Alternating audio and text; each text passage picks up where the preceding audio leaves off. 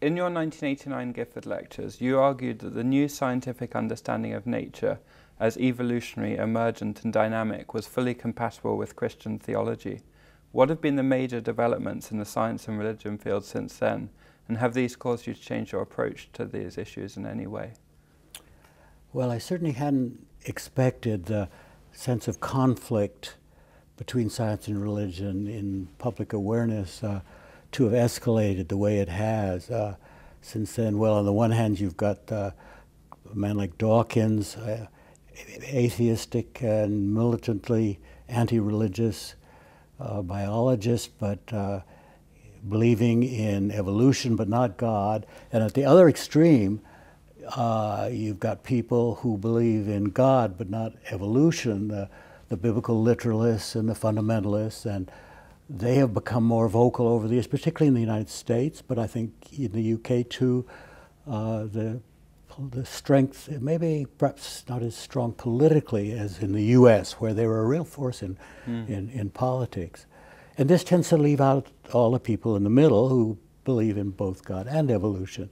And that's been, I think, somewhat exacerbated by the press, which likes a good conflict, rather than the more nuanced position in the middle. You tend to find the press in any area enjoying having two people talking on television who have very differing views, because that makes a good press. And that sort of continued this increasing sense of conflict. And so this conflict was a new development. So how is it? Well, it was there, but it's resurfaced, yeah, and antagonized, exacerbated. So how do you think it is that we can move beyond this conflict?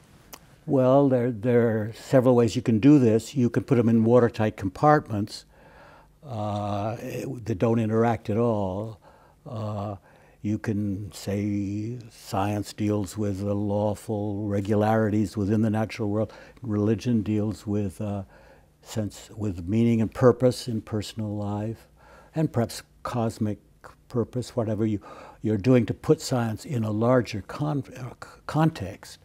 And that's one way of doing it. It's not very creative because there's no positive interaction, but at least they don't conflict that way.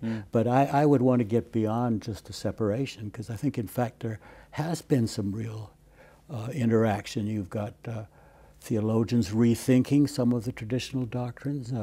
For example, the Adam and Eve story in Genesis reads that death came into the world because of Adam's sin.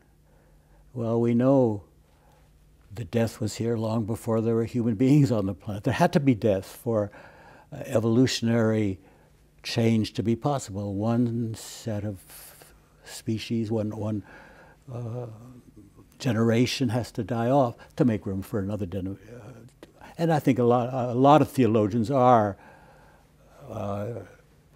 not interpreting a literal Adam and Eve, but saying these are symbols of human nature, and that much of the Bible is to be interpreted as poetry or as a metaphoric expression of important ideas, but in terms of the science of its day, which we can no longer accept. So there is possibility for a deep concord then?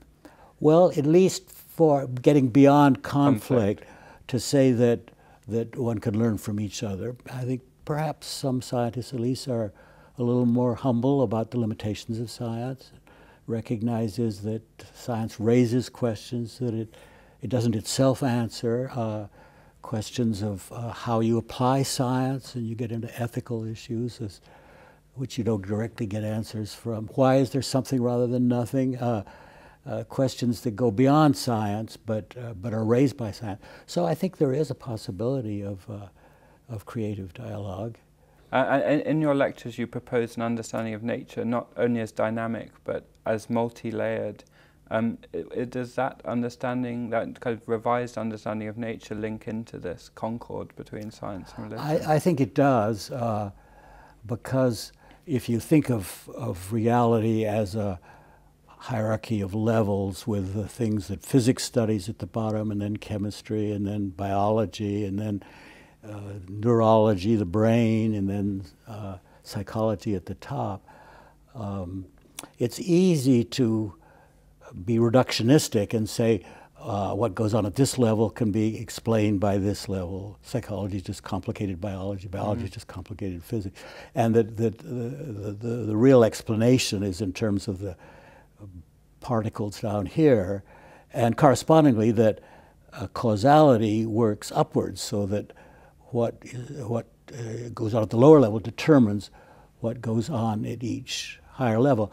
And I think there has been a lot of interest recently in the idea of emergence, which is the idea that new phenomena occur at higher levels, and that you have to use concepts that don't make any sense at lower levels. Sometimes you can find bridge laws between the levels, but often you can't, and often genuinely novel phenomena at a higher level, and corresponding to the fact that explanations tend to go downward, and often you think of the causality as going upward. There's been a new interest in what's called bottom-up causality, and combining it with top-down causality, that particularly with networks of ideas and the whole idea of systems thinking, that you need to look at whole systems, the whole and the part. You can see not just in terms of the concepts that have to differ, but causality. I find an interest in systems thinking rather than the more mechanistic interaction of the particles. Yes. You need to look at the whole. So the whole is very definitely greater than the parts. Yeah, this more holistic understanding. In a way, it's well, you see it in ecology. You have to look at the whole system, and the way two particular species interact are tied in with the way a lot of other species interact. So this systems thinking, network thinking, and the part behaving differently when it's part of a whole, and in turn the whole influencing the part, not by violating the laws of the part, but by setting what the scientist calls boundary conditions. In which the parts operate. Right, right. And does this idea of top-down causality have anything to offer to our understanding of consciousness and of personal identity? I think it does. Traditionally, there's been such a sharp division in Western thought between mental and physical, whether it's sort of a spirit-body dualism in religious terms, or a matter-mind dualism in philosophical terms. I think ever since Descartes in philosophy, this problem of how something so different, the mental and the physical. But there again, I think instead of trying to explain what goes on in the brain just in neural terms, this sort of at the bottom, you look at whole networks, and these networks are influential, and again in the bottom up and the top down causality.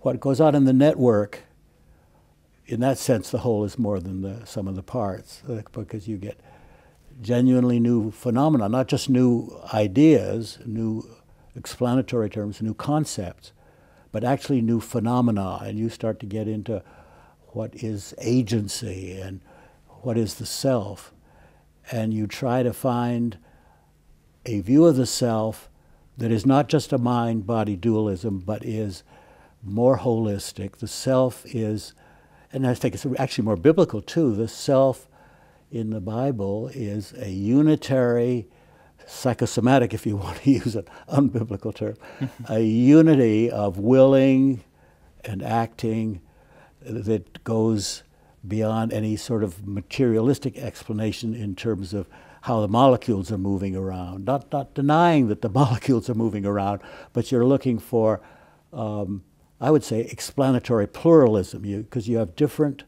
goals in explanation, and you can explain in a frame of reference always.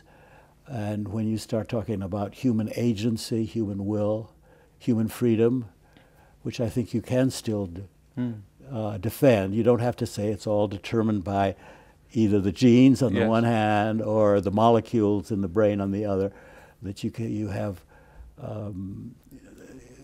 the higher levels influencing, not causing in any simple one-to-one, but there are more than just correlations here. There are influences at work between levels, so they're not separate.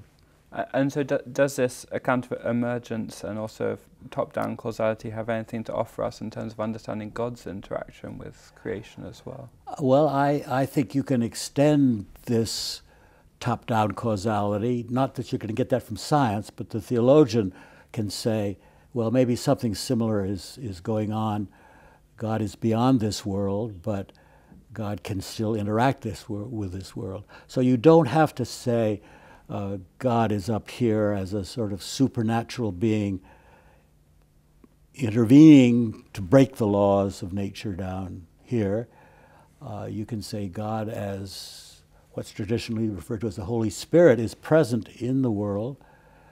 So there's a greater immanence of God in the world as well as transcendence. You're not saying God is just the world, the way the pantheists would, but you're not making a sharp line between God and the world. And so I think the breakdown of the sharp lines, let's say between human and animal life, it used to be such a totally sharp line because you posited a supernatural soul that was unlike anything. Animals weren't supposed to have this. Whereas now you can see many of the roots of human behaviors among chimps or gorillas. Bonobos are particularly interesting. The various, once thought to be exclusively human, still are somewhat unique to the human, but have their roots lower. Symbolic language seems like it's pretty much restricted to humans, but they've been finding some abilities at symbolic language in lower, particularly in chimps, but also as you look back in the evolutionary tree to these very early hominids, as they're called, the sort of pre-human, you find the roots of human capacities, not fully developed, but particularly from studying their descendants in other species, I think there's been a lot of the sharp lines between God and nature, between humans and non-humans, have been breaking down. So this is a more immanent panentheist kind of account of activity? Yes, I think so. I think it isn't that much different from what was traditionally thought of as the Holy Spirit, God's presence. God's presence in the natural world, the beginning of Genesis, the Spirit hovering over the waters, God's presence in human life, inspiring, that's the Spirit again. In Christ's life, I think you can talk about Christ as inspired by the Spirit, and in the life of the community. And the human spirit, of course, if you're going to think in Trinitarian terms, is also the one non-male member of the Trinity. And I think I've learned a lot from the feminist theologians who said most of theology was written by men. And most of it had very much the image of the divine king, the monarch who controls from above. And the feminists have talked about, both in human life and in considering God in relation to the world, that you need not a powerless God, but a God who empowers from within. Just as in human relations, the ideal is not the king, the monarch who has total control over everything. You know, the omnis, omnipotence, omnipresence, unchanging, the unchanging God. And I've learned from both the process theologians, the later followers of Alfred North Whitehead, that a God who persuades and empowers rather than a God who controls, so that a determinism either by God from above or by the molecules from below would make human freedom impossible, as well as would allow no role for chance. And I'm impressed with the possibilities of talking about God in a less totally supernatural way, a way that totally emphasized transcendence. Immanence was always there, but it tended to take a back seat to the God who's above the world and the model of the monarch controlling the subjects. Is there not any risk of losing the transcendent aspect of God in this kind of immanent framework, though? I think there is, but I think a number of things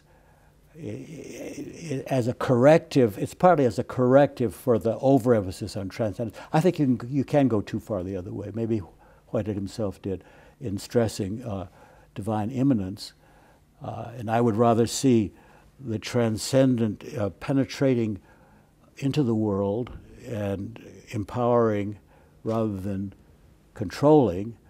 I don't want a powerless God, but I guess if I have to give if you imagine a triangle with God's omnipotence, God's power up here, God's love over here, and human evil here, I'd rather give some ground on the power than the love.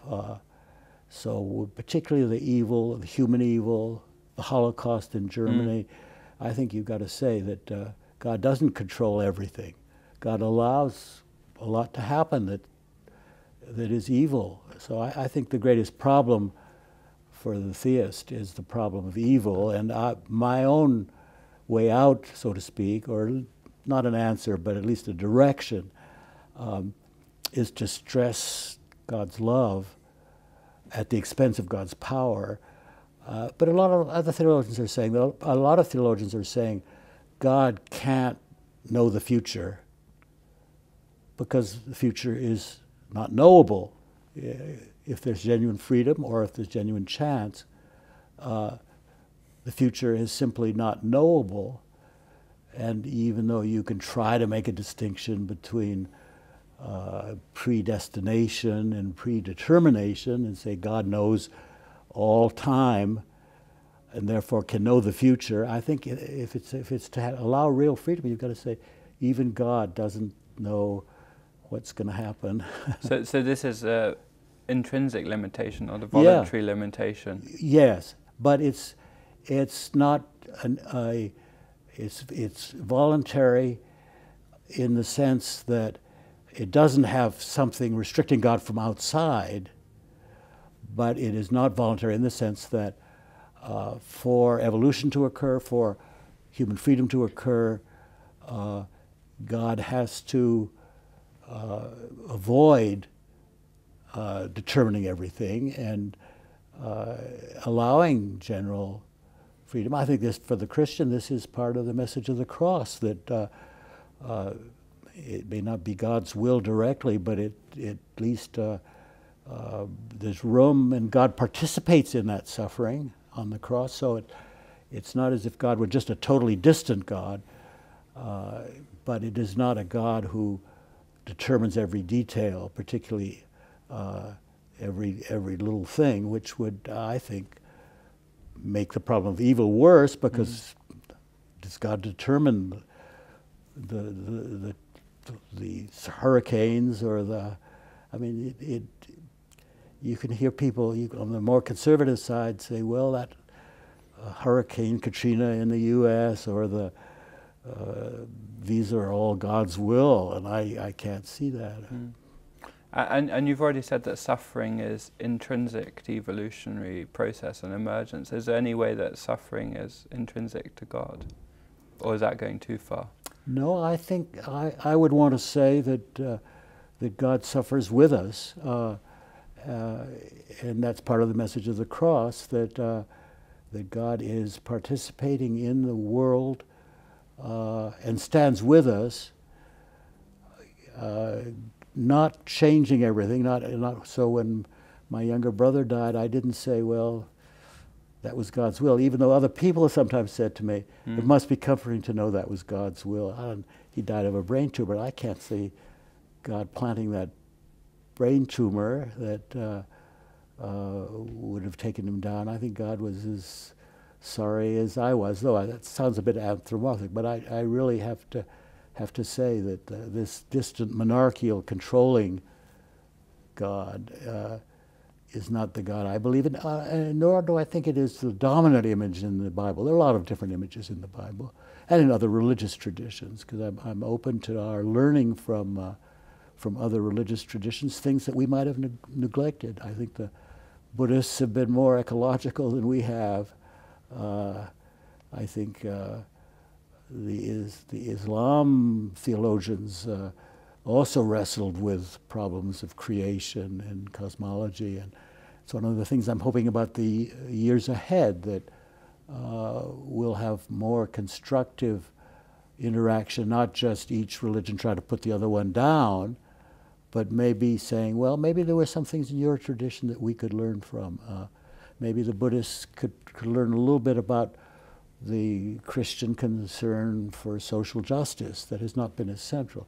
And maybe we could move and learn from them about the interdependence of all beings and the compassionate interest in suffering that's part of the Buddhist tradition.